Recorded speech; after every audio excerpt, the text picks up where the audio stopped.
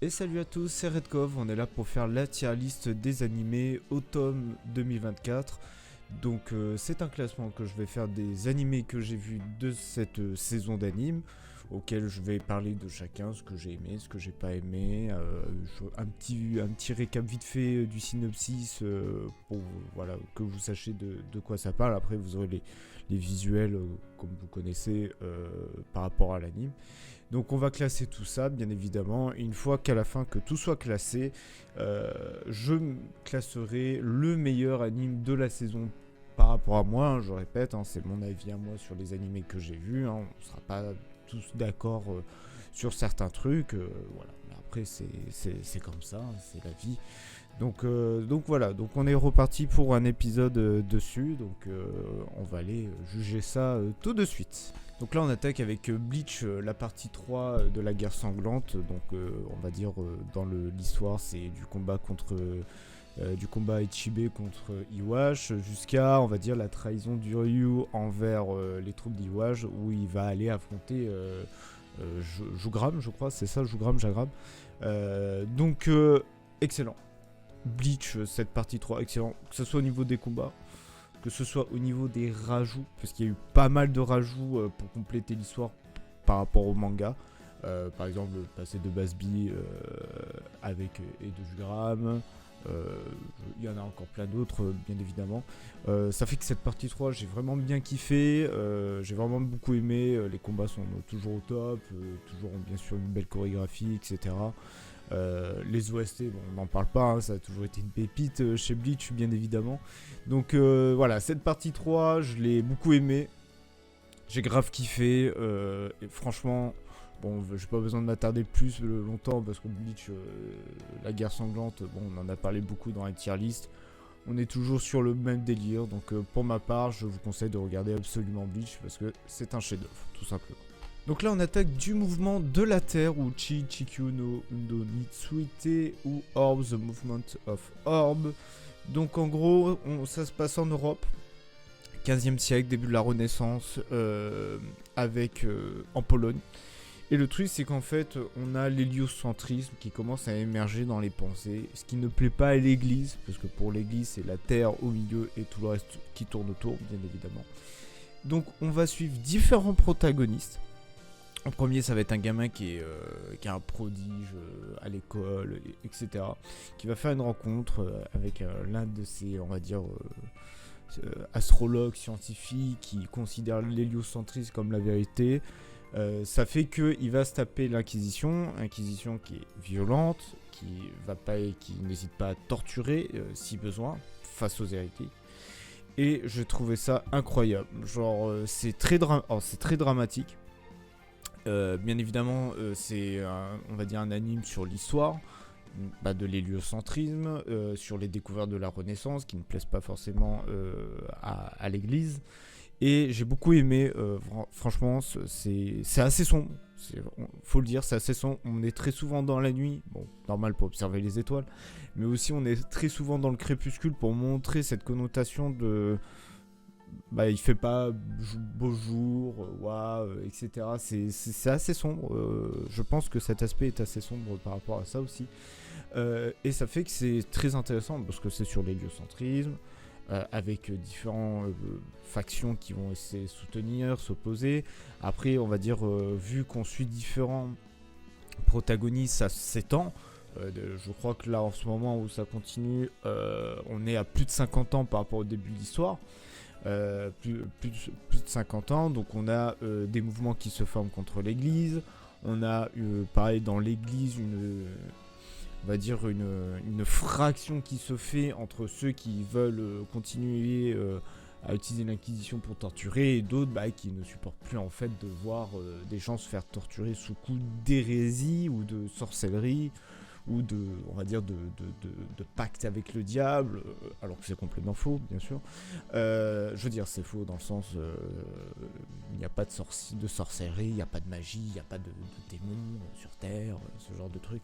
Donc ça fait que c'est assez intéressant, moi surtout qui est fada d'histoire, moi qui aime beaucoup l'histoire, j'ai trouvé ça incroyablement bien à suivre, même avec les différents protagonistes, avec leurs pensées, avec leurs pensées, avec on va dire, des rencontres inattendues, on va dire des destins complètement changés, etc. Donc ça, j'ai énormément aimé.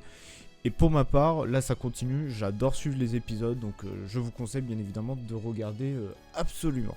Donc là, c'était la partie 2 de 2,5 Dimensional Seduction. Donc en gros, un petit récap vite fait. On suit un mec qui est fada d'animé, il aime que les filles animées. Et un jour, il va faire une rencontre d'une fille qui fait du cosplay, dont elle fait qu'un cosplay du personnage que le protagoniste aime le plus au monde, et ça fait qu'il va commencer un peu à aimer cette fille. Ça fait qu'il va l'aider il va jouer le rôle du photographe par rapport à ses cosplays pour prendre les photos lors des conventions, et ça fait que j'avais beaucoup aimé l'anime, parce qu'au début je sentais que c'était un ecchi classique, mais j'ai beaucoup aimé parce que on est dans on va dire les coulisses du cosplay chez les amateurs ou même les professionnels, vu qu'on rencontre certains cosplayers professionnels. Donc les coulisses de comment ça se passe, machin, la dureté du travail pour faire les cosplays, faire les photos, etc. On rencontre bien évidemment d'autres personnes, différents types de cosplayers, on va dire personnalités différentes. Et là dans cette saison 2, donc ça recontinue bien évidemment, mais la romance s'intègre. Il y avait la romance, mais vous savez dans les romances c'est toujours très léger au début. Et là, on est vraiment en plein dedans où il y a notre protagoniste qui a vraiment kiffé la meuf, mais il y a aussi son ami d'enfance, voilà, qui l'aime, qui l'a toujours aimé. Donc il y a aussi ça à prendre en compte. Cet ami d'enfance a parlé avec, on va dire, la fille principale, comme quoi elle est amoureuse de ce gars. Donc ça fait, on a le triangle amoureux qui va s'installer avec les romans. Il y a une autre fille de cosplay qui aime le protagoniste directement. Donc ça va se jouer sur ça, donc je pense que les saisons d'après ça va être très centré sur ça, plus sur ça que le cosplay. Voilà, mais j'ai quand même aussi bien aimé, et j'ai beaucoup aussi aimé cette partie 2. Donc, pour le cosplay, même si on va dire il y a du ecchi parce que bon, il cosplay des personnages on va dire assez sexy, franchement, à part ça qui franchement est très secondaire, franchement je vous conseille de regarder absolument si vous aimez les cosplays, si vous voulez vous intéresser un peu sur le cosplay. C'est très intéressant comme anime par rapport à ça.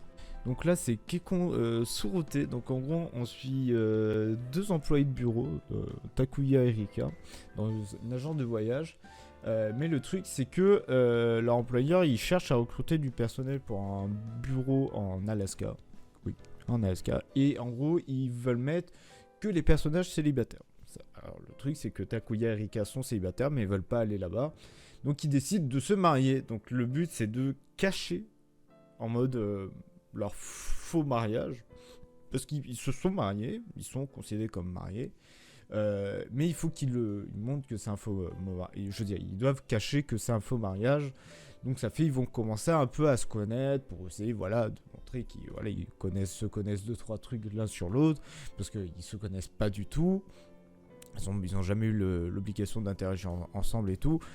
Donc voilà, un couple où on va dire les deux ne se connaissent vraiment pas du tout, ça va pas. Donc après il fallait qu'ils aussi emménagent ensemble parce que bah voilà, il faut que il faut pas découvrir c'est comment le poteau rose, un truc comme ça genre. Donc par rapport à ça, en vrai, c'est sympa. Alors, c'est sympa, mais d'un autre côté, les épisodes sont pas forcément fous. Alors, dans l'aspect, on va dire, romance, où ils s'apprennent à se connaître et tout, je trouve que c'est bien amené. Mais, on va dire, c'est peut-être un petit peu long, un petit peu lent. Par moment, donc ça fait, j'avais des épisodes où j'étais en mode ouais vas-y c'est bien géré, ok, et d'un autre côté j'étais là en mode ouais je me fais un peu chier, j'ai envie de faire autre chose là, donc ça pourrait jouer entre sympa et sans plus, mais je pense que je vais plus le mettre dans sans plus, sans dire que c'est mauvais. Ça va être un entre-deux, voilà, genre, si je devais mettre c'est là, mais je pencherais plus pour un petit peu comme ça, genre, on va dire, c'est kiff-kiff. Donc pour moi, je le mettrais, je pense, peut-être plus dans le sans plus, en vrai.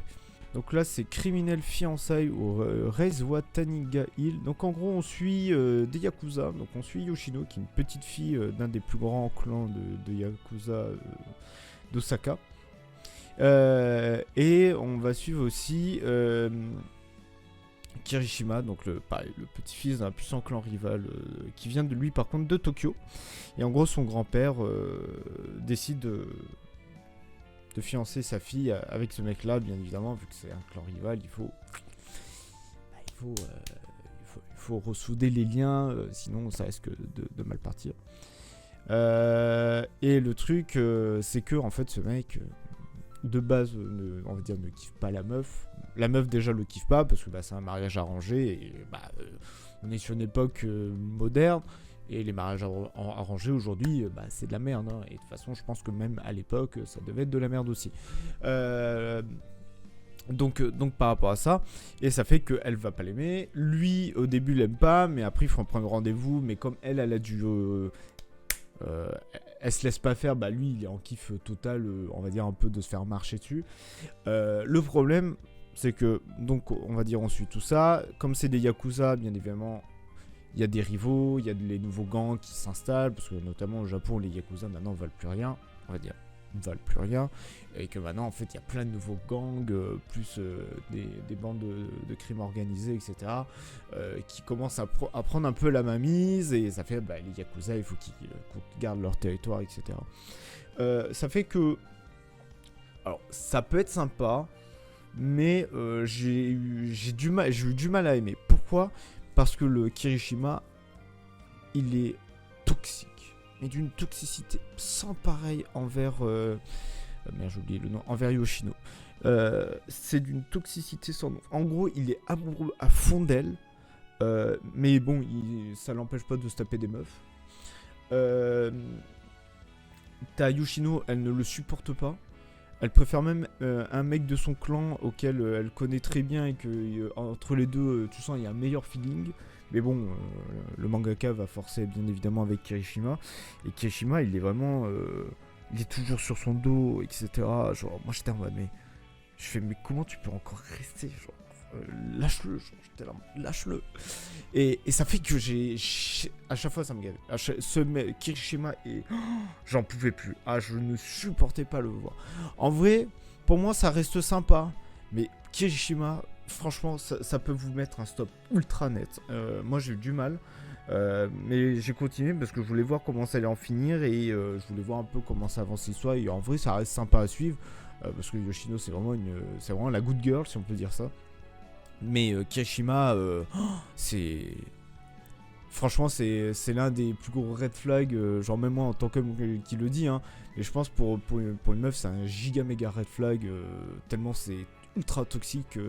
La façon dont il est, moi personnellement. On va dire, il fait peur, il fait peur réellement. Donc, mais ça reste sympa par rapport à ça. Franchement, en vrai, j'ai bien aimé quand même regarder les épisodes de Criminel Fiançailles. Donc là, c'est Aono Ako avec Blue Box. Donc en gros, on suit Taiki qui est un membre du club de badminton, qui est amoureux de Shinatsu, qui est elle une star du basketball.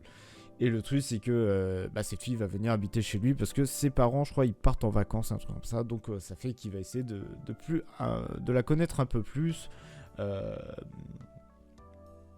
et essayer de sortir avec, etc. Donc, pour le moment, on est c'est en 2 parties. Donc, l'anime continue. La première partie... bon voilà, c'est la connaître, etc. Après on a un début de romance avec la danseuse, je sais plus son nom, qui est vraiment cool comme personnage secondaire, mais qui je pense va se prendre, on va dire, j'ai même plus le nom, le râteau, voilà, tout simplement. Même si notre protagoniste commence à savoir qu'elle est amoureuse de lui. En vrai, c'est vraiment cool, c'est sympa, c'est assez chill. L'animé est très beau. Faut savoir, l'animé il est vraiment beau en termes de dessin, d'animation et tout. C'est vraiment magnifique. Donc j'aime bien. Là on est sur la partie 2 où la romance se fait de plus en plus forte. Donc j'ai hâte de suivre un peu tout ça. Mais voilà, c'est un très bon anime de romance de School Life.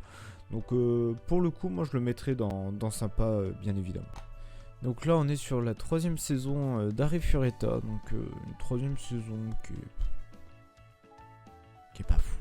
qui est en train de continuer. Donc on est sur une saison 3 où on est un peu plus centré sur la lapine avec son peuple, où elle va pouvoir se venger. Donc on va dire ça c'est à peu près sympa, mais Furueta, on va dire c'est toujours aussi catastrophique. Bon, l'animation elle est toujours aux fraises. Là ils sont dans une sorte de labyrinthe en ce moment où ils se confrontent à leur version machiavélique, si on peut dire ça, en mode leurs pensées négatives, opposées, auxquelles il faut pas succomber. Mais franchement, bon là on est sur aussi une saison où toutes les meufs commencent à être vraiment sur le protagoniste, à tous l'aimer, à se déclarer, etc. Mais je suis parce que voilà, j'avais bien aimé la saison 1. La saison 2, j'étais en mode ouais, c'était sans plus, mais là, la saison 3, franchement, je me faisais chier quoi. Je la continue à regarder parce que voilà, quand j'attaque un truc, bon, j'aimerais le finir et pour dire, même dire si c'est mauvais, même si c'est horrible de se forcer sur ça. Mais voilà, on va dire que c'est saison 3,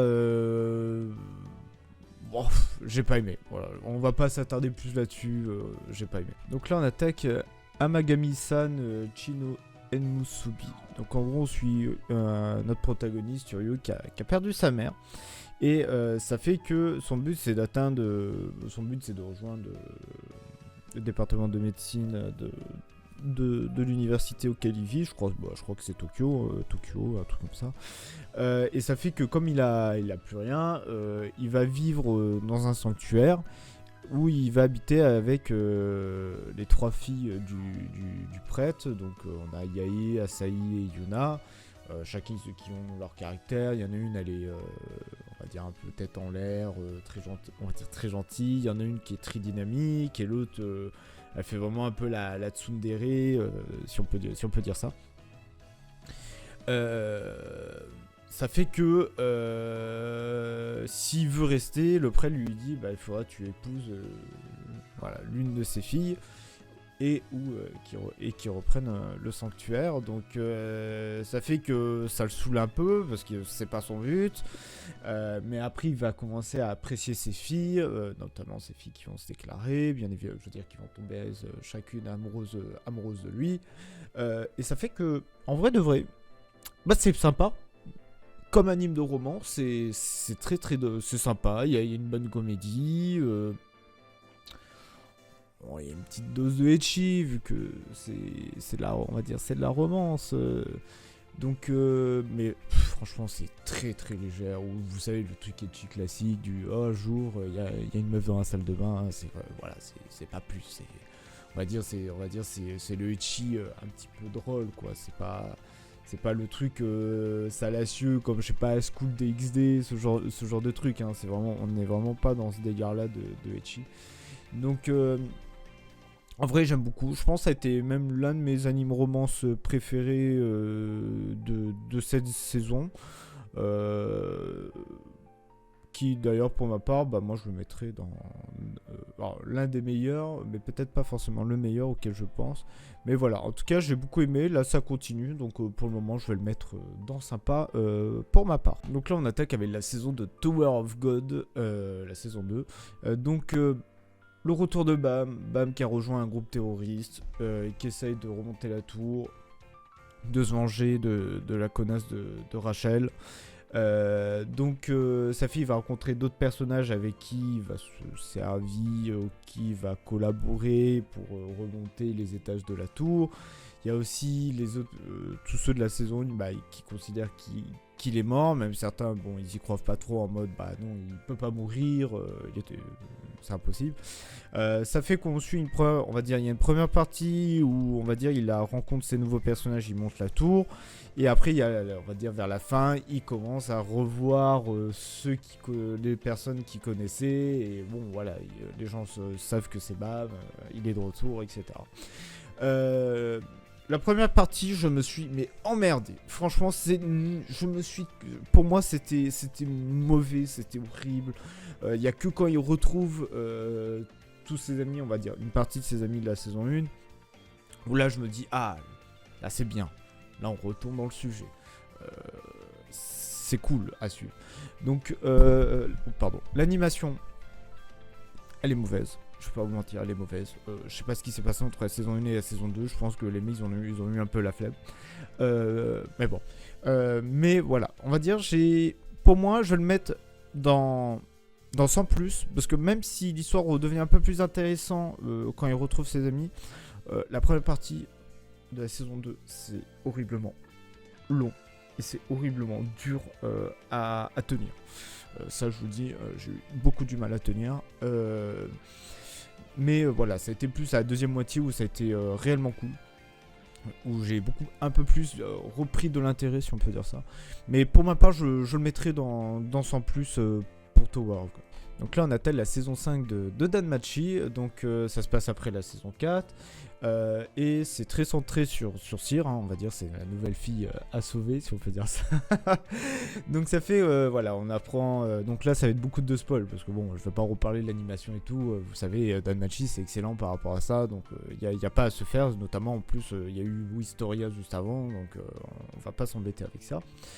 Donc ça fait que pour cette saison 5, donc voilà, il y a un festival avec les déesses, notamment Freya, il y a je sais plus qui d'autre, plus celle qui avait été battue lors de la saison 2, si je dis pas de bêtises. Bon, elle y est plus, mais bref, vous avez compris.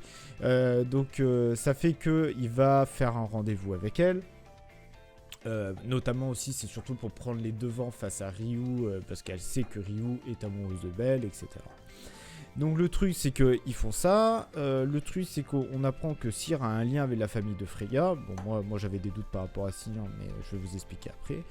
Et donc ils vont faire ce festival, mais tout va pas bien se passer bien évidemment. Et là attention spoil, donc soit vous passez jusqu'à la toute fin où je fais le classement, soit vous passez à la prochaine œuvre, voilà j'ai dit. Donc en gros voilà, Belle refuse de sortir avec Cyr ou même de s'enfuir carrément, ce qui fait que pour elle c'est une défaite et Freya va décider de reprendre les choses en main, et c'est là où on voit Cyr se transformer en Freya. D'ailleurs cette scène était incroyable, mais en même temps voilà, c'était évident parce que Cyr est l'un des noms de Freya dans la mythologie nordique, donc voilà, j'avais des doutes par rapport à ça.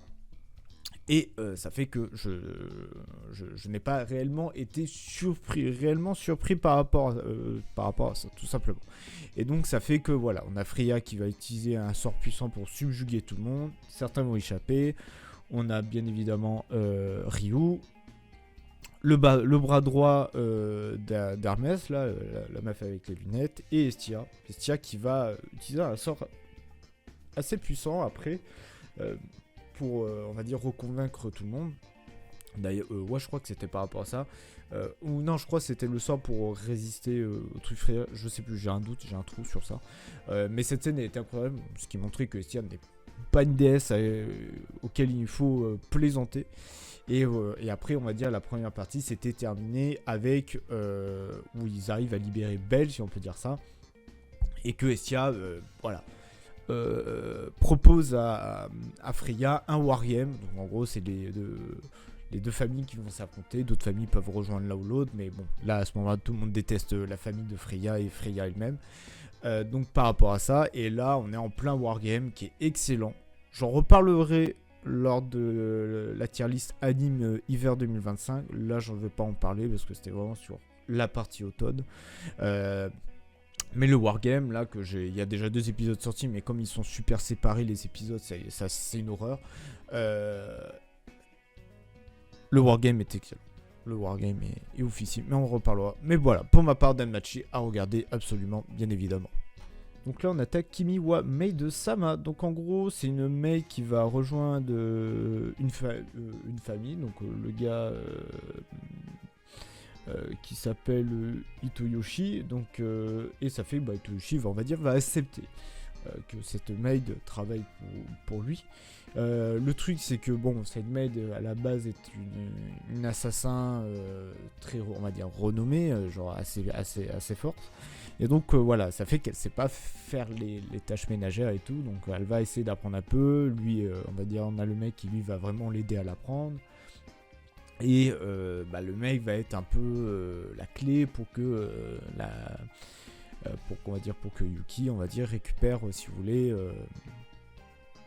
récupèrent, on va dire, un peu goût à la vie. Donc ça fait, c'est de la romance, c'est très sympa la romance entre les deux.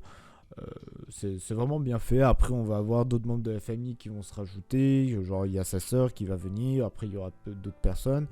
Euh, et ça fait qu'après, il y aura aussi d'autres assassins, bien évidemment. Parce que si la maid est une assassin, il y en a d'autres qui vont arriver. Et en vrai, c'est sympa. L'animation est bien. La romance entre les deux se fait plutôt bien. C'est plutôt cool. C'est pas. Il n'y a même pas d'ecchi pour vous dire. Et voilà, on a des moments assez drôles parce que bah voilà, la mère sait pas faire la tâche ménagère, donc des fois elle a des moments de panique. C'est assez drôle, c'est assez sympa à regarder. Moi en tout cas, j'ai bien aimé, donc pour le coup, je le mettrai dans sympa. Donc là, on attaque Lunar Life in Another World. Donc en gros, on suit un protagoniste, Haruka, lycéen qui est vraiment solitaire dans sa classe et tout, qui se fait isekai avec sa classe entière. Et le truc, c'est qu'en fait, il se retourne dans cet isekai, on va dire, tout seul, mais il a des compétences pourrites, parce qu'en gros, tous ses collègues de classe ont pris les compétences les plus importantes avant, et le truc, c'est qu'il va choper tous les raids, parce qu'il s'est à moitié engueulé avec le dieu qui l'a invoqué. Ça fait qu'on a une première partie où, on va dire, il est tout seul. Il va se créer une petite base à lui, etc. Et après, il va retrouver tous ses camarades de classe. Donc certains, il va les aider. D'autres, il va les affronter, notamment les caïds de la classe, là. Qui veulent utiliser leur pouvoir pour satisfaire leurs désirs et leur envie sur les jeunes demoiselles de leur classe, vu qu'on n'est plus au Japon. Donc ils se considèrent que tout est permis. Il y en a d'autres, pareil, d'autres types solitaires qui veulent, on va dire, qui deviennent méchants, ce genre de trucs. En soi, c'est sympa. C'est un isekai que je trouve sympa. C'est pas non plus de l'excellence pure.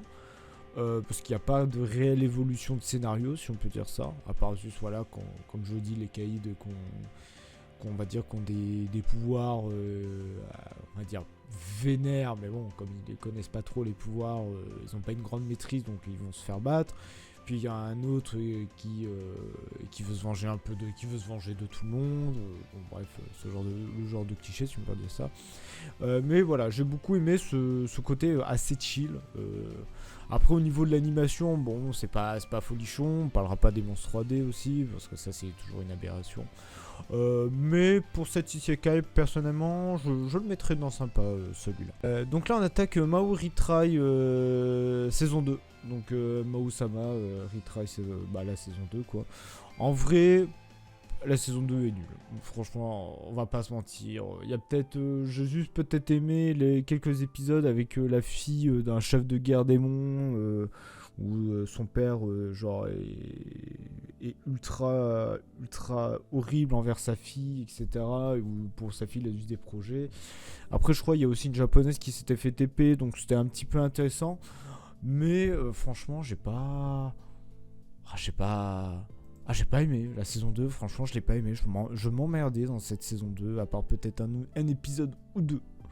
Juste un épisode ou deux. Donc voilà, personnellement, j'ai pas grand chose à redire. Même l'animation, elle est toujours pas folichonne, hein, donc ça fait que c'était pas fou à suivre. Donc pour ma part, ce Maori Tribe qui déjà, je crois, j'avais plus ou moins bien aimé, mais je crois que c'était sans plus. Mais là, c'était vraiment mauvais. Donc là, on attaque Alphamoso Dandadan. Grosse surprise, parce que dans le manga, j'avais des gens qui m'en parlaient, que j'avais vu des gens pas disant que c'était bien. Moi, ouais, je sais pas trop. Et après, je me dis, bon, il y a l'anime, on va quand même regarder, voir ce que ça donne. Et bah putain, c'est banger de fou, Dandadan. C'est vraiment banger de fou. Même le premier épisode convainc, mais d'une puissance absolue. Donc voilà, grosso modo l'histoire c'est Momo, on a une fille Momo et le mec Ken qui vont, je crois Momo l'appellera Okarun si mes souvenirs sont bons, qui vont, l'une ne croit pas aux extraterrestres et l'autre ne croit pas aux esprits, donc ils décident d'aller à deux endroits où il y a des extraterrestres et des esprits, et bien évidemment ils vont rencontrer ce qu'ils pensaient ne pas rencontrer, et ça fait que Momo va avoir des pouvoirs télékinésite et Okarun va se faire posséder par Mémé Turbo, où il va avoir une vitesse incroyable quand il se transforme. Et on est sur un début d'aventure de romance, parce que Momo, elle, n'est amoureuse que par Ken Takakura, qui est, je crois, un personnage ou un acteur, je sais plus exactement. Et quand elle lui demande comment s'appelle le mec, il lui dit moi je m'appelle Ken Takakura, et là le truc, l'explosion derrière pour on va dire le waouh.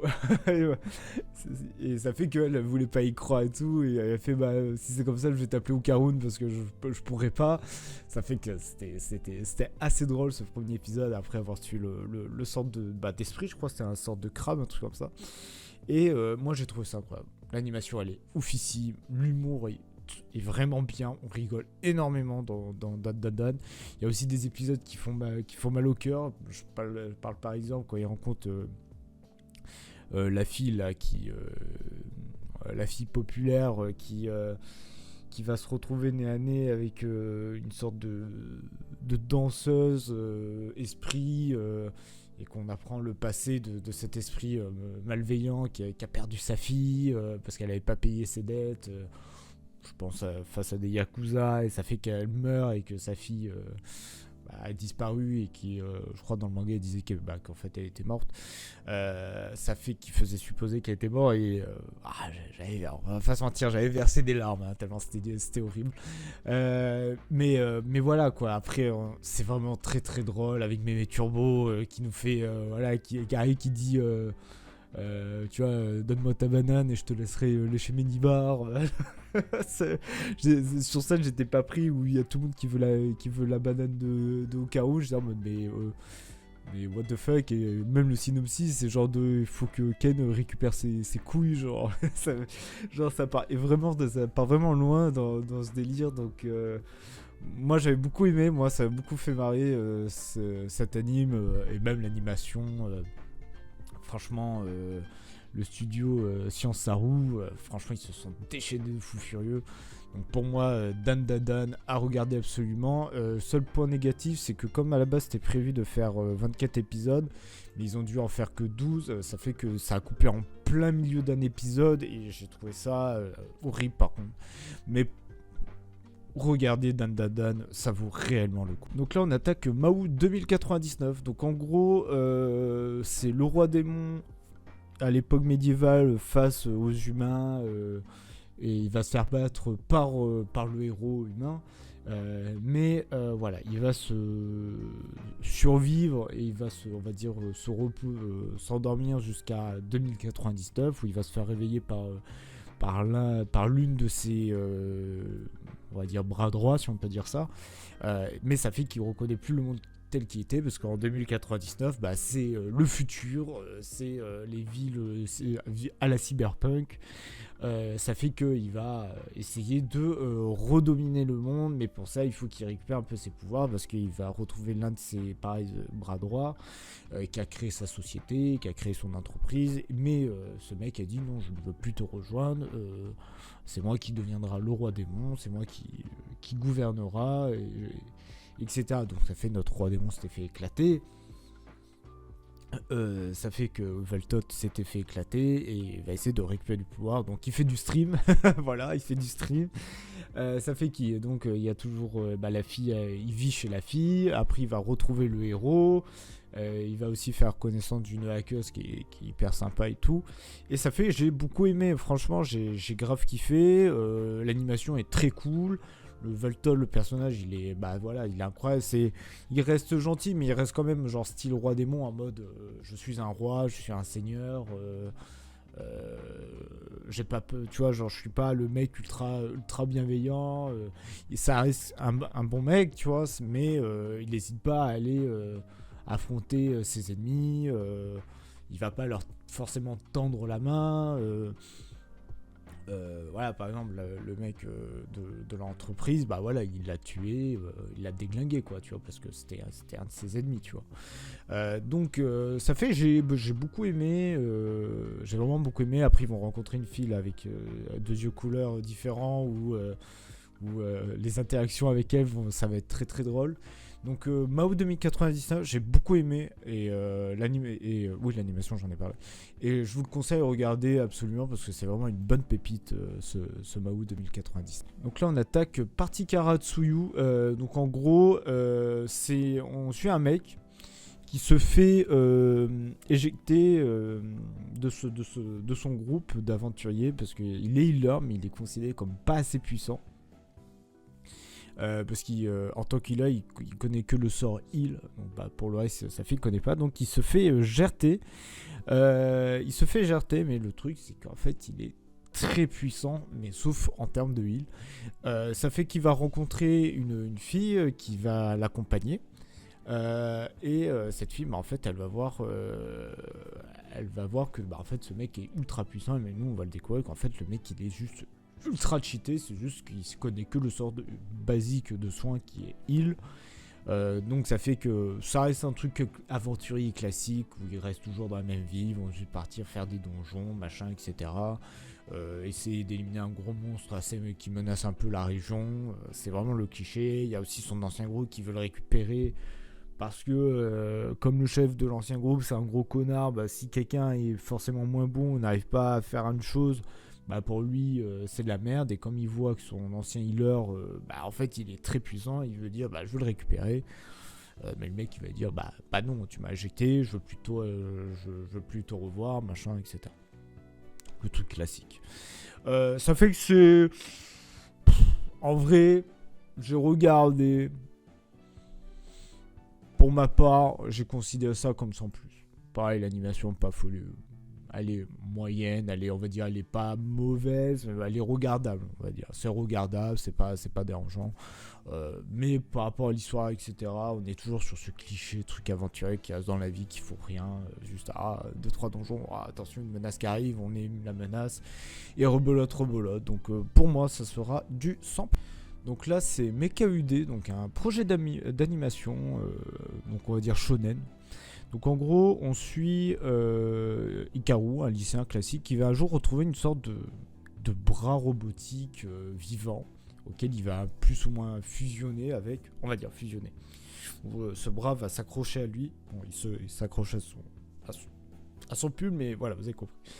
Et le truc, c'est que en fait, on est dans une société où ces bras sont plus ou moins utilisés par des organisations, etc.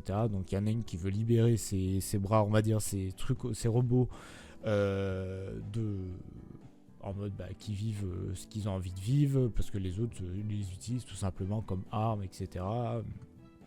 Donc voilà, il y a plein de factions avec on va dire, ces bras mécaniques, et ça fait que comme il a l'un des bras que garder l'une des entreprises, on va dire, un peu machiavélique, ça fait qu'il y a le sort de Front de Libération qui veut aussi récupérer ce bras, mais et lui se retrouve, si vous voulez, dans la mêlée. Donc il va rencontrer Akimura Murasame, qui va être l'une de ses filles du Front de Libération, et qu'ensemble ils vont plus ou moins collaborer pour essayer de libérer tous les armes, les bras mécaniques, qui retrouvent leur liberté. Et ça fait que c'est cool. L'histoire est très sympa. Au niveau des combats, c'est très shonen. Genre attaque spéciale, le héros qui se relève. Tu vois, genre il fusionne son bras mécanique. C'est un bras. Finalement, il va fusionner avec son bras à lui pour, je sais pas, mettre une super patate à un antagoniste, ce genre de truc.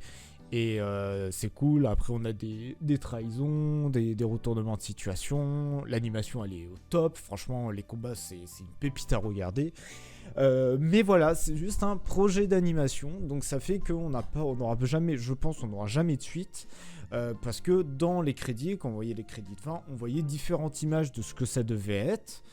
notamment l'endroit d'où venaient ces Brahms, avec une sorte de faction extraterrestre qui débarquait envers la Terre, ce genre de truc. Ils avaient mis des images comme ça derrière les sous-titres, et quand je voyais ça, je me fais mais attendez, en fait c'est ce qui était prévu, c'était l'idée, mais ce qu'ils feront jamais. J'étais là en mode mais j'étais trop deg et tout. Mais franchement, Mecha-UD, même si c'est juste un projet d'animation, allez le regarder. Franchement, allez le regarder. Il est incroyable. C'est vraiment un très très bon anime qui mérite d'être vu. Et franchement, moi, pour ma part, j'ai beaucoup apprécié. Donc, pour moi, je le mettrais à regarder absolument. Donc là on attaque avec la saison 3 de Re:Zero. Donc voilà, Subaru et Emilia vont aller dans une ville, la capitale de l'eau de Priscilla, où ils vont voir Anastasia, l'une des candidates par rapport à un truc. Malheureusement, cette ville se retrouve sous la menace d'autres évêques, d'autres archivêques, ouais c'est ça, parce que c'est archibishop, on a eu que 1, 2, 3 morts. Ouais, on a eu 3 morts. Subaru est mort 3 fois, c'est pas beaucoup. Même moi j'ai été étonné. La première fois, c'est quand il rencontre le culte de l'évêque de la colère, où elle fait tomber le gamin et la tête de tous ceux qui ont été corrompus explose. Pour vous dire la violence du truc. Je sais que le deuxième, la deuxième mort, c'est quand il se fait prendre par les crochets de l'évêque de la colère et qui meurt, on va dire pendu, étranglé, qui d'ailleurs assez sale. Et le dernier, c'est quand il se fait tuer par Reinhardt, parce qu'il y a des trucs qui étaient corrompus, et Reinhardt tue la meuf de la colère, et toutes les personnes corrompues meurent de la même façon. Et après ça, il a survécu. Pourtant, il a failli nombre de fois qu'il aurait dû, je pense, il aurait dû mourir. J'aurais pensé qu'il serait mort, mais pas du tout. Donc je suis assez étonné, mais voilà, c'est assez pour lui, ce genre de truc et tout. Et là, là en ce moment, mais on en reparlera, parce que là, on est sur l'arc de la contre-attaque. Sur l'automne, c'est avant la contre-attaque. Et même, Subaru qui se bat un peu avec son fouet, machin. Et ça fait, et après, les autres évêques, notamment la luxure qui a l'air assez folle, le fait qu'elle peut prendre l'apparence des gens et tout, son sang de dragon qui va être, je pense, assez intéressant dans l'histoire, dans le lore. Et voilà. Et après, Emilia aussi, qui... au début, j'étais plus Team Rem, mais la Rem, c'est un peu compliqué. Mais là, Emilia... elle sait se battre, quoi. Genre, elle hésite plus maintenant. Donc, ça, j'étais vraiment choc-barre et j'ai grave surkiffé. Donc, voilà, Re:Zero, animation top et tout. Bien évidemment, à regarder absolument. Donc là, on attaque Wajutsushi. Donc, en gros, on suit Noël qui en gros veut devenir un seeker. Donc, en gros, un aventurier. Voilà. Un aventurier en quête de gloire, de fortune, de notoriété. Mais voilà, quand il découvre sa classe, malheureusement, il est qu'un talker. Donc talker, c'est une classe soutien. Et le problème, c'est que c'est la classe la plus faible des seekers. Mais il va pas se laisser faire. Son but, c'est de devenir le plus fort de tous les seekers. Et ça va être son objectif. Donc au début, il va être dans un groupe. Qui va se faire trahir par certains mobs en volant les caisses on va dire du groupe. Donc ça fait qu'il va les revendre en esclaves. Pour vous dire que l'anime, c'est pas de la rigolade. Qui d'ailleurs même va avoir des liens avec la pègre et tout. Ça fait qu'après il va rencontrer Alma, qui est une fille assassin d'un clan assassin très très très connu. Notamment elle est je crois elle est la petite fille, ou la fille, je sais plus. Non, je crois elle est la petite fille de l'un des plus grands assassins du monde. Sachant que notre personnage Noël est le petit-fils d'un des plus grands seekers. Et ça fait les deux vont bosser ensemble pour atteindre cet objectif d'être les plus forts des seekers, bien évidemment. Sachant que Alma est une assassin plus ou moins psychopathe, parce qu'elle est elle a un gros kiff sur Noël et elle veut que Noël soit qu'à lui. Pour vous dire. Et c'est une assassine qui a pas peur de tuer les gens. Voilà.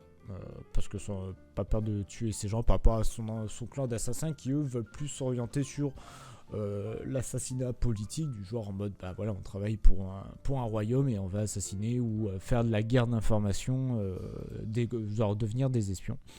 Et ça fait que voilà, Noël, son but ça va être de ça, donc, et c'est plus un anti-héros. Ça veut dire qu'il n'hésitera pas, c'est quelqu'un de bon, c'est quelqu'un de bien envers les gens, mais il n'hésitera pas d'utiliser des méthodes pragmatiques, des méthodes dures, horribles pour atteindre ses objectifs. Donc par exemple, à un moment, il y a une famille qui essaie de l'assassiner, lui il s'en rend compte, il leur dit écoutez, moi je lâche l'affaire, mais vous me donnez tous vos biens, vous me donnez tout l'argent que vous devez me payer, tout l'argent que vous me devez, je crois même il me demande un double. Donc le père va dire oui mais si je fais ça, la mafia va me tuer et tout, il fait moi c'est pas mon problème, t'as essayé de m'assassiner, t'as essayé de m'avoir par rapport à ça. Donc ça fait, bien évidemment, la famille vont se faire défoncer, et même la petite fille qui voulait devenir un seeker et que le personnage apprécié se fera tuer. Et comme il le sait, il va quand même la venger en tuant le mafieux qui avait, qui dirigeait le truc, qui a assassiné la pauvre fille, quoi, si on peut dire ça. Donc je crois même qu'il le revend à la pègre, si je dis pas de bêtises. Donc après il va recruter d'autres personnages, même on avait Alma qui voulait les assassiner parce qu'elle voulait pas qu'ils rejoignent le groupe.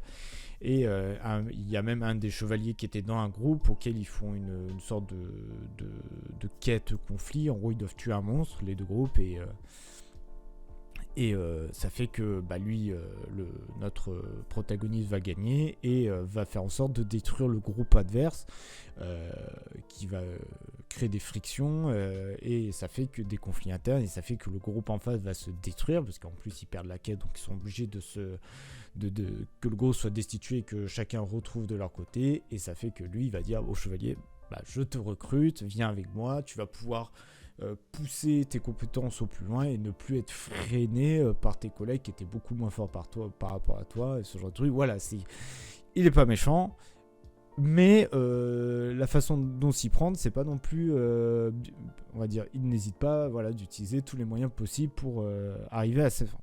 Et ça, j'ai beaucoup aimé. J'ai d'ailleurs kiffé, l'anime est vraiment excellent. Et l'animation est vraiment au top, les combats sont vraiment... on déguste bien les combats. Donc pour ma part, je le mettrai dans Regarder absolument, et j'espère qu'il y aura une saison 2 par rapport à ça. Donc là on tombe sur Rekishi ni Nokuru Akujo ni Naruto. Donc en gros c'est une sorte de otome, de isekai otome. Donc en gros on suit une fille qui va mourir, qui va se retrouver dans la peau d'une vilaine d'un jeu otome, et le truc c'est que elle veut pas faire la méchante qui devient toute gentille, elle veut rester la méchante, bien méchante, encore plus méchante. Mais le truc c'est qu'on va dire elle se prend pas de façon méchante en mode de genre connasse, elle est méchante mais du genre dans le pragmatisme. Donc ça fait que elle est pas si méchante que ça, parce que genre par exemple elle va même aider un village, mais voilà, elle va être honnête, elle va être directe par rapport à ses dires. Ça va être plus sur ça en fait, mais ça rend pas réellement méchant. Mais enfin bon. Et ça fait que le truc qu'elle fait ça, et le problème c'est que le prince principal de l'œuvre, on va dire du jeu, commence à tomber amoureuse d'elle, et elle est là en mode merde, ça devait pas se passer comme ça. Ça fait qu'après on a bien évidemment la protagoniste du jeu qui va arriver, donc elle va essayer de créer un conflit, comme par rapport au jeu, de créer un conflit. Ça fait que bien évidemment tous les autres princes, les autres personnes détestent notre protagoniste de l'œuvre, donc on va dire la méchante dans le jeu. Mais le truc c'est que elle arrive toujours à dire des vérités, à être honnête, à être directe, donc ça fait que les gens n'arrivent pas à faire face à elle, si on peut dire ça. Et on a ce prince qui tombe de plus en plus amoureuse, donc elle est un peu toujours prise de surprise. Donc après le truc qui est bien c'est qu'on évolue, parce qu'au début je crois elle a peut-être 12 ans, et après ça évolue vers ses 16 ans, 17 ans, un truc comme ça. Donc ça fait, j'ai trouvé ça vraiment vraiment cool. Après, bon, la protagoniste, bien évidemment, elle va, je veux dire, l'héroïne dans le jeu va changer un peu parce que elle est super gentille et tout, toute douce avec tout le monde, etc. Mais son pouvoir elle va en perdre le contrôle. Et d'ailleurs, on comprend d'ailleurs pourquoi tout le monde l'adore en fait. Et le truc, c'est qu'après, attention spoil. Bon, à la fin, l'héroïne décide de vivre sa vie elle-même et de plus vivre comme le jeu l'avait indiqué, l'avait fait, etc. Ça fait que j'ai surkiffé. Franchement, le scénario est kiffant de fou. Le scénario, il est kiffant de fou. Moi, j'ai adoré suivre chaque épisode. On est donc sur un otome game, on est la vilaine, il y en a plein des comme ça, il y en a, c'est compliqué de faire d'excellent, mais celui-là, il est vraiment bien. Alicia est vraiment bien, c'est un bon personnage travaillé, etc. Donc là, à la fin de l'œuvre, donc attention spoiler, elle se fait exiler par rapport à je sais plus trop quoi, parce que je crois qu'il y en a, ils ont essayé de trafiquer, genre en mode elle a essayé d'assassiner le prince ou le roi, je sais plus. Donc elle se fait exiler, et le truc c'est que son exil va mener à d'autres conséquences, parce que le jeu continue sur ça, malgré que normalement dans le jeu, si la méchante se fait exiler, on va dire non, c'est un peu la fin, mais non, il y a toute une suite d'histoires aussi. Et je pense que cette saison 2 va amener cette suite d'histoires avec, je pense, des changements dans le scénario, parce que le jeu ne suit plus la route que ça devait être. Mais voilà, en tout cas, c'est très bien, notamment voilà, Alicia, la romance avec le prince et tout, j'ai oublié son nom. Mais c'est surkiffant. Franchement, c'est l'un des meilleurs animes pour moi romance. Pour moi, c'est le meilleur anime romance de cette saison. Le meilleur anime romance de cette saison. Et j'ai surkiffé le regarder, donc voilà, pour ma part ça sera à regarder absolument. Donc là on attaque Yari Naoshi Reiju wa Ryute Eka, donc en gros c'est on suit Jill qui est condamnée à mort par le prince héritier avec lequel elle devait se marier, mais le prince veut la tuer parce qu'en fait il est pris d'une autre meuf et que il n'y a qu'un moyen de s'en débarrasser sans la tuant, tout simplement. Le truc, c'est que elle décide de on va dire, suicider, mais le truc, c'est qu'elle est renvoyée dans le passé au moment où ses fiançailles avec le prince s'étaient décidées. Mais le truc, c'est que elle ne veut pas, je veux dire, elle veut éviter ce destin tragique, parce que quand elle a été condamnée, faut savoir qu'il y a une guerre avec un empire, et qu'elle était, je crois, capitaine de l'armée, qu'elle a tué beaucoup de gens. Elle avait même un titre assez horrible, je sais plus quoi, style le cœur de glace, un truc comme ça. Et le truc, c'est que elle veut éviter ça, donc elle dit déjà il faut pas que je croie son regard. Malheureusement elle croit, elle voit que le prince héritier veut venir et tout, lui il veut pas.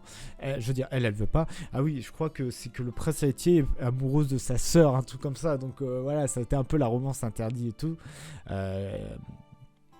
Le truc, c'est que elle décide de se marier au premier homme venu. Malheureusement, le premier homme venu, c'est Hades, qui est donc son ancien ennemi, l'un de son ancien ennemi de l'Empire en question, avec qui elle était en guerre. Et Hades était l'empereur même de l'Empire. Et ça fait que elle tombe sur lui et elle décide de se marier. Voilà, qu'elle dit non, je vais me marier avec ce mec-là.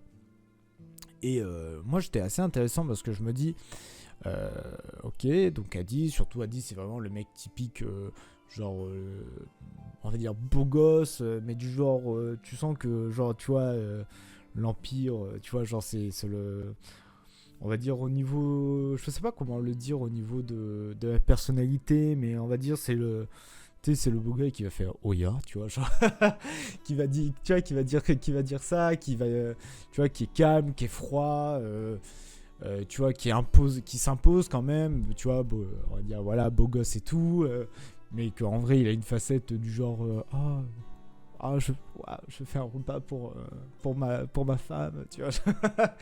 On va dire c'est la facette cachée, mais sinon en public il est, tu vois, il a vraiment une posture voilà, d'empereur, si on peut dire ça, de prince. Donc au début, donc ça fait que c'est plutôt cool. Même JC Staff fait vraiment un bon job au niveau de l'animation. C'est pas non plus là le truc incroyable. Voilà, l'histoire est vraiment cool parce que ça change un peu le truc. Après, il y a aussi les dieux qui vont essayer de s'en mêler parce que ça respecte pas, que ça devrait pas se passer comme ça. Après, c'est un petit peu plus gênant parce que comme la fille retourne dans le passé, elle est très jeune, je crois qu'elle a 12-13 ans, un truc comme ça. Mais bon, dans l'époque médiévale, marier sa gamine de 12 ans, c'était la chose la plus normale qui soit. Maintenant, aujourd'hui, c'est complètement inimaginable. Et d'ailleurs, je suis tout à fait d'accord sur ça. Mais voilà, pour l'époque, c'est tout ça. Je crois même dans l'œuvre, ils font des remarques au prince, il y a pour le prince de l'Empire qui fait « Attends, elle est jeune et tout, t'es sérieux ?» Genre attends un peu, tu vois, ou trouve quelqu'un d'autre, ce genre de truc. Mais bon, c'est l'époque, c'est les mœurs de l'âge médiéval, que voulez-vous que je dise. Et après, c'est plutôt cool, voilà, avec, c'est quand même une histoire assez sombre quand même, hein, c'est de la fantasy, bon, il y a de la romance aussi, bien évidemment, mais après, ça reste quand même assez sombre, parce que voilà, il y a des tentatives de coup d'état, il y a aussi je crois, il y a deux dieux, il y a le dieu dragon et la déesse humaine, qui posent leurs pions, machin, tout, il y a même la déesse qui essaie de tuer notre protagoniste, et ça fait, en vrai, j'ai beaucoup aimé. Et qui, pareil, je vous conseille à regarder absolument. Donc là, on attaque Sayonara Ryusei Konichiwa Jinsei. Donc en gros, on suit l'histoire d'un dragon qui se fait tuer par des aventuriers et se réincarne en humain. Donc il a un peu voulu, si vous voulez.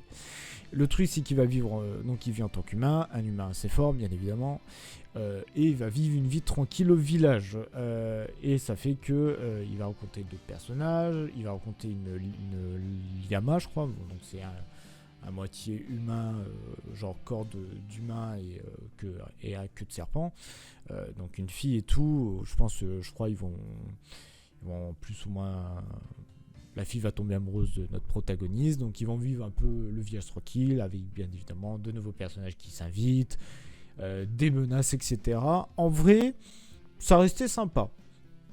L'animation n'est pas forcément folichonne, mais ça reste sympa parce qu'il y a des combats où par exemple ils tuent des ennemis. Genre à un moment il y a une fille qui a des ronces, genre qui contrôle les plans, les ronces, qui à un moment va affronter une sorte de vampire. Elle va pas hésiter d'utiliser les ronces pour on va dire la mettre entre les lianes et serrer un bon coup, vous voyez ce que je veux dire. Donc ça, pareil, lui il va affronter pareil des démons, etc. qui connaissent bien le dragon en question. Et ça fait que j'ai bien aimé.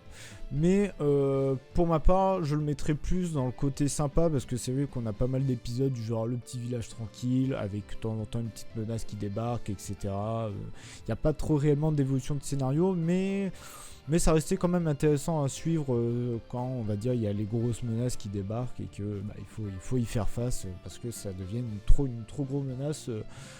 Pour le monde, ce genre de choses. Donc même si de base j'aime pas trop, comme vous pouvez voir, j'avais classé ici, mais voilà, celui-là il avait un petit truc en plus et j'ai beaucoup aimé. Donc là on attaque avec la saison 2 de Sere Gensuki, donc une saison 2 que je me suis emmerdé, je vais pas vous mentir, elle est nulle, pour moi elle est nulle à chier. J'ai vraiment pas aimé. Le truc c'est qu'on sait qu'il y a plusieurs japonais, je crois qu'ils sont 2 ou 3 qui sont TP. Notre protagoniste qui est lui était japonais, il les récupère, va les former, etc. Ça va être ça tout le long. Il y a juste à la fin où il y aura les méchants qui vont intervenir, notamment l'un des méchants où c'était le mec qui avait tué sa mère. Donc le mec qui s'est fait Isekaied dans saison 2 et donc où on va dire nouvelle mère se fait tuer par un gars parce que lui il avait ouvert la porte, je crois que c'était ça à l'époque. Ça fait que il le revoit, bien sûr il va le déglinguer, mais voilà, sinon pas grand chose à part juste les méchants qui étaient là en mode on va attaquer cette ville, tu sais même pas pourquoi, tu sais pas, ils vont attaquer cette ville, tu sais pas pourquoi, tu sens les mecs ils sont dans une organisation ultra machiavélique et tout, mais tu sais pas pourquoi. Et ça fait que je me suis emmerdé. Il y a juste les 2 derniers épisodes où il y a les combats, etc. Avec l'affrontement contre le mec en question. C'est tout. Pour moi, il y avait que ça d'intéressant. Le reste, je me suis fait chier, je m'emmerdais. J'écoutais presque plus à moitié. Donc pour moi, c'est Gensuki. Ça finit dans le mauvais. Donc là, on est dans la saison 2 de Tensei Kizoku. Donc la saison 2, bien évidemment, vous connaissez, on avait parlé lors de la saison précédente, si je dis pas de bêtises. Où il y a 2 saisons. Donc voilà, donc là on est en pleine guerre.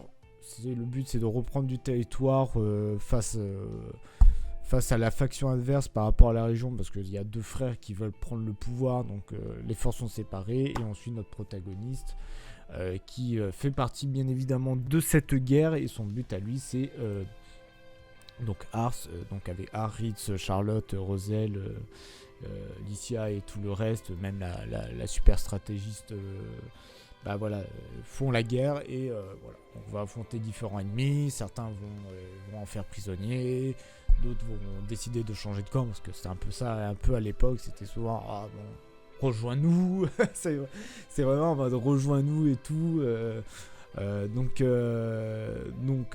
Voilà, donc c'est la continuité de la saison 1, une continuité qui est excellente, bien évidemment. Je vous conseille de regarder cet anime, c'est vraiment une petite pépite du monde fantasy avec une guerre. Donc voilà, je vous invite à regarder absolument. Donc là on attaque SAO Gun Gale Online 2, donc voilà, bon, ça se passe dans le monde de Gun Gale, vous savez, avec les armes à feu militaires, un peu plus ou moins futuristes. Donc on resuit Karen, bien évidemment, bien par rapport après la saison 1, bien évidemment, avec en compagnie de Miyu et de Gushi qui sont ses alliés, et on a aussi Pitoi qui était, on va dire, l'ennemi de la saison 1, l'antagoniste de la saison 1, qui est une folle de la guerre, etc. Et qui, ces 4-là font, ils font des tournois, ils font des games ensemble, donc la saison 2, je l'ai beaucoup moins aimé que la saison 1. Je vais pas vous mentir, je l'ai beaucoup moins aimé parce que en fait, il n'y a pas réellement de rivalité. Dans la saison 1, il y avait Pitoi qui était venu et qui était la menace, était la grosse rivale qui va foutre des bâtons dans les roues de Karen par rapport au game, etc. Ça fait que là, ils jouent ensemble, donc ils font, je crois, un premier, c'est un Battle Royale.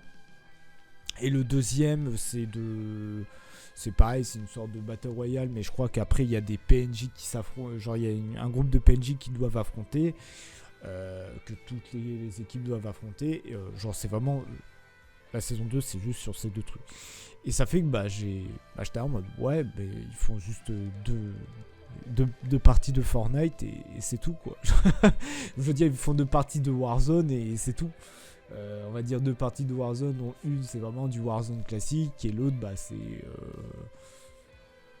il y a un château fort avec des PNJ entre guillemets, et que il faut éliminer à tout prix. On va dire, il y en a, on va dire, c'est Warzone, et le deuxième c'est Escape from Tarkov. Voilà, c'est ça le truc. c'est Escape from Tarkov. Donc j'étais en mode, bon, ça reste cool. Surtout que i1 Picture, bon, ils font un bon taf dans l'animation, mais j'étais en mode, c'est beaucoup moins intéressant que la saison 1 en fait. Donc un peu déçu, mais je le mettrai, je pense que je le mettrai dans sympa quand même. Donc là on attaque Nageki Nobure wa Intashitai, donc en gros on suit Cry, qui est le chef du groupe d'aventuriers le plus puissant, donc ce groupe d'aventuriers qui sont ses amis d'enfance. Voilà, mais le souci c'est que il a 0 talent. Il a aucun talent. C'est juste ses amis qui sont ultra pétés. Et le truc, c'est que le monde, on va dire la capitale, parce qu'ils sont dans la capitale du royaume en question, considère que Cry est le mec le plus puissant parce qu'il est le leader. Mais en fait, il a 0 talent. Mais le truc, c'est tout le monde l'admire et tout le monde le craint. Donc ça fait qu'il se retrouve dans des scénarios le plus ou moins improbables. Donc, alors que lui, il veut vraiment mener la vie la plus chill. Même il a essayé de quitter plusieurs fois on va dire son groupe d'amis, d'aventuriers, mais ses amis l'en empêchent, donc ça fait que il a abandonné, quoi. Genre, littéralement il a abandonné cette envie là, il est là, jamais j'y arriverai, laissons tomber, hein. Et ça fait que c'est très très drôle, c'est un anime qui est très très très très drôle. Surtout pour les compagnons, ce qui est dommage c'est que ils sont 3, 4, 5, ils sont 5, mais on n'en rencontre que 2, dont un qu'on rencontre vraiment dans les derniers épisodes de la saison, et il y a juste une disciple de l'une de ses amies qui l'accompagne assez souvent. Donc voilà, On a juste Lise et Citri qu'on va rencontrer parmi ses amis éventuels. Le reste, je pense, ça sera plus dans la saison 2. On les voit à la fin de la saison. Parce qu'ils vont revenir. Mais si, je pense que s'il y a une saison 2, on les reverra. Donc ça fait, c'est assez drôle parce qu'en fait, surtout, c'est... Bon, on va dire, lui, il est complètement perché. On a là, Lise et Citri qui ont un pet au casque. Parce qu'on a Lise, c'est vraiment la... Elle est vraiment en kiff sur Cry et elle n'hésite pas à tabasser tout le monde s'il le faut, tu vois.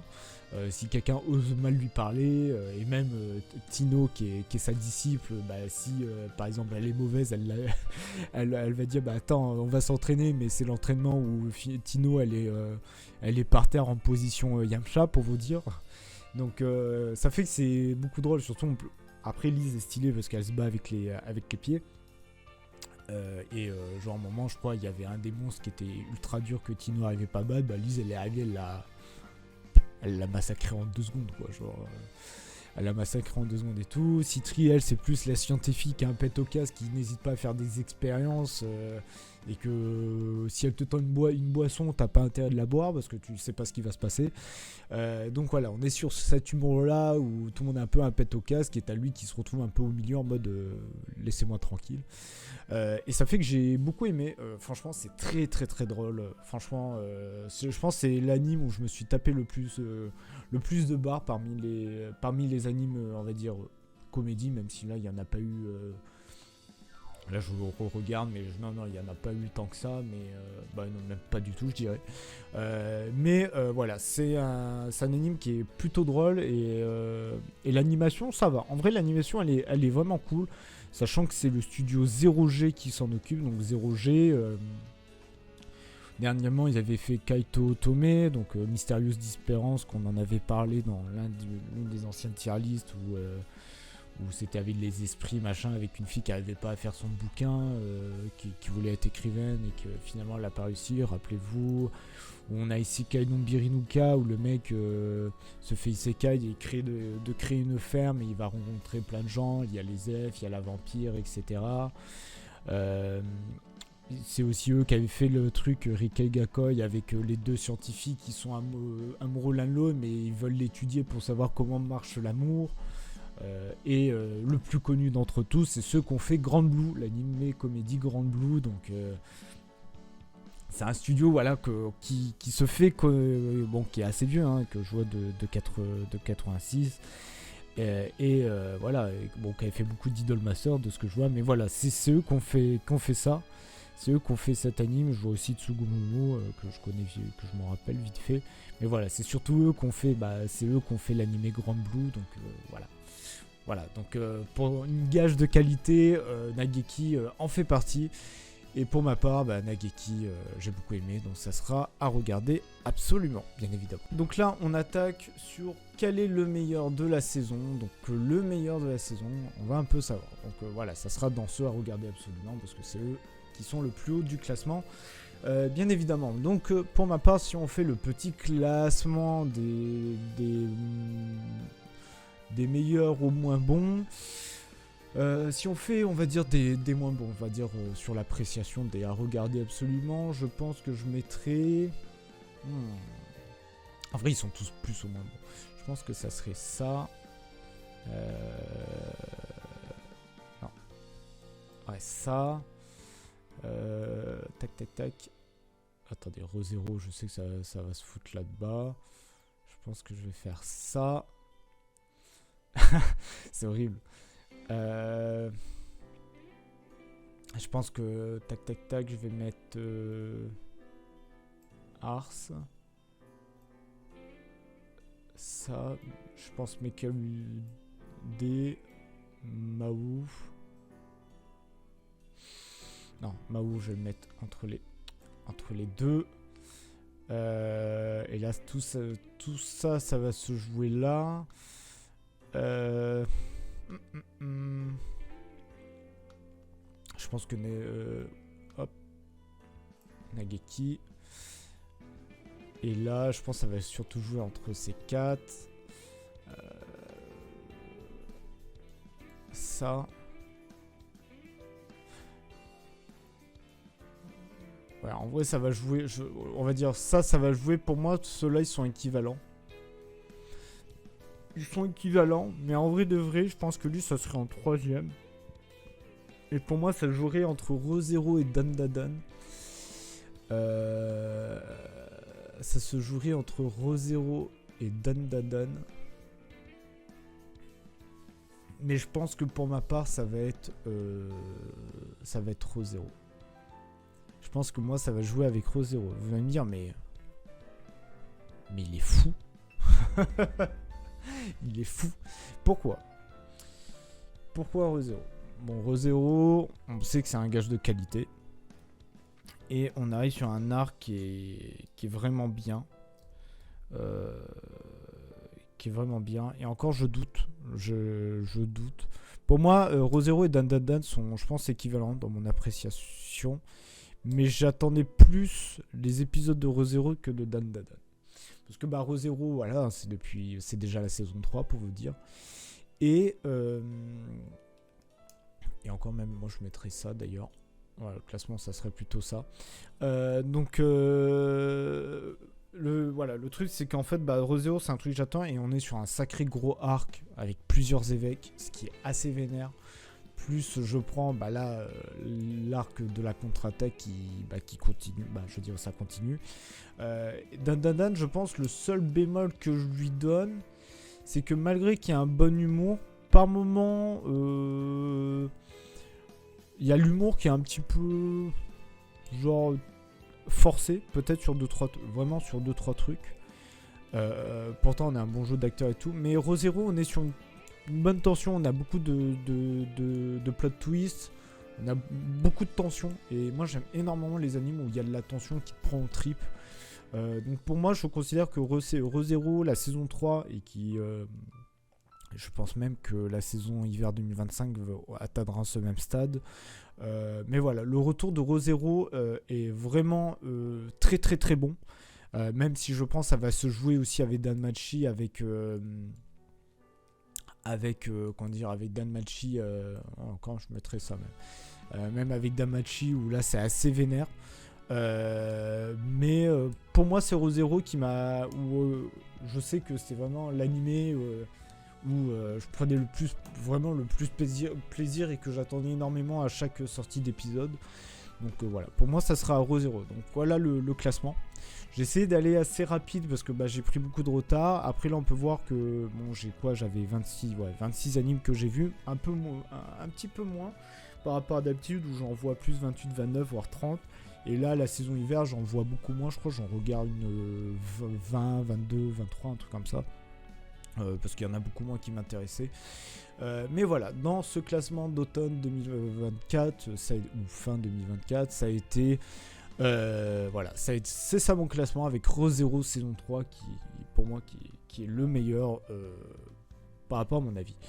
Donc voilà, donc j'espère que cela vous a plu. Je remercie encore à tous ceux qui regardent les tier lists. On fait maintenant à peu près 500 vues, voire plus. Quand je poste à chaque fois les tier lists, donc merci à vous pour que les vidéos vous intéressent. J'essaie d'aller assez rapide mais de faire assez le tour pour pas que ça soit trop expéditif, mais j'essaie de pas être trop lent parce que sinon les vidéos elles durent très longtemps et c'est très chiant pour le montage, etc. Donc voilà, donc si la vidéo vous a plu, n'hésitez pas à lâcher un pouce bleu et à vous abonner. Pour soutenir la chaîne, pour que je continue à continuer ce genre de vidéos et essayer de m'améliorer bien évidemment. Après sur YouTube je fais beaucoup de jeux vidéo, donc je vous invite à suivre.